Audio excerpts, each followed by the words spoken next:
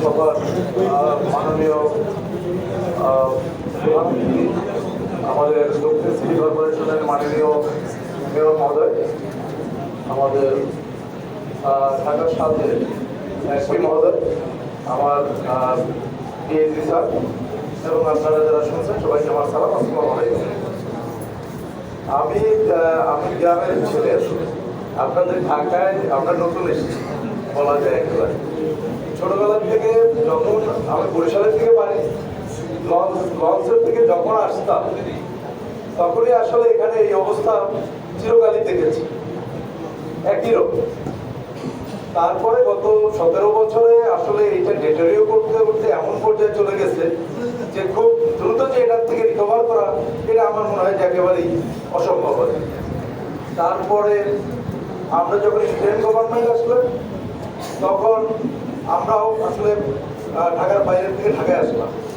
আসার পরে আমরা চেষ্টা করলাম, আসলে আমাদের সাধ্যমতো আমরা চেষ্টা করলাম এটাকে উন্নত করার জন্য, কিন্তু আনফর্চুনেটলি যখনই আমরা কোনো জায়গায় কোনো স্টেপ নিতে গিয়েছি, যেমন আমি ধরুন দিয়েই বলি, প্রথমেই আমার যেটা আমাকে স্ট্রাইক করেছে সেটা হলো যে বাসগুলি একেবারে তাদের পারমিশন নাই, ফিটনেস নাই, কোনো কিছুই নাই।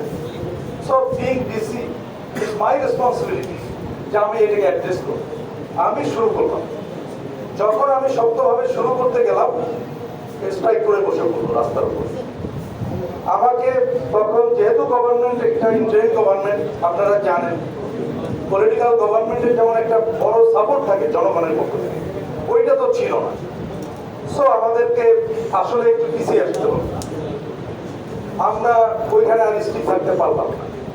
এরপরে আমরা আপনার এই বাদামতলিতে যখন আমরা দেখলাম যে বাদামতলির অবস্থাও খারাপ, আসলে ওখানেও আমি মামলা করা শুরু করলাম শক্তভাবে। অনেস্টলি এখানে লোকজন আছে আমি বলতে পারি, সেখানেও তারা স্ট্রাইক করে বসে পড়ল।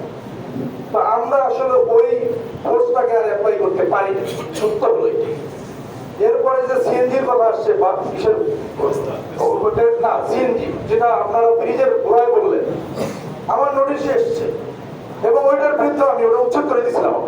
তারপরে শত শত লোক আমার ওখানে যে হাজির, এবং এর মধ্যে আপনাদের লোকজন অনেকেই আছে হাজির আমার অফিসে। স্যার ওখানে যদি আপনারা এটা বন্ধ করে দেন তাহলে আমাদের এত এত এত এত পরিবার আমরা এইভাবে চলতে পারবো না।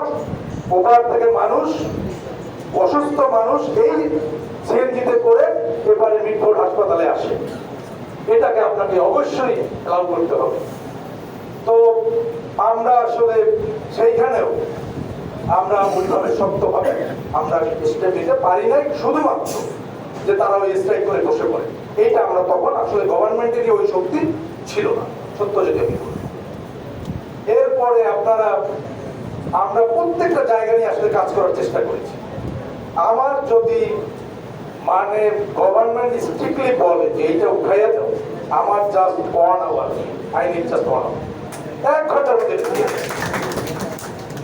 আমি আরেকটা জিনিসে আমি একটু কষ্টও পেয়েছি নিজে সারা জীবন। আমার অনেক ব্যর্থতা থাকতে পারে বিং ডিসি, আমি পারি না আপনাদের জন্য কিছুই করতে, আমি এটা স্বীকার করতে পারি যে আমি আসলে ওই রকমের সিগনিফিকেন্ট কোনো কিছুই করতে পারি, কিন্তু আমার হাতটা একেবারে পরিষ্কার, একেবারে পরিষ্কার, এটা বলতে পারি। তো যারা এখানে ওই অভিযোগটা তুলেছেন, আমার কাছে যদি কোনো অভিযোগ এরকমের গিয়েছে আমার আন্ডার কমান্ডের সম্পর্কে, সঙ্গে সঙ্গে ব্যবস্থা নিয়েছে। আমি অনেককে বলেছি যে আপনারা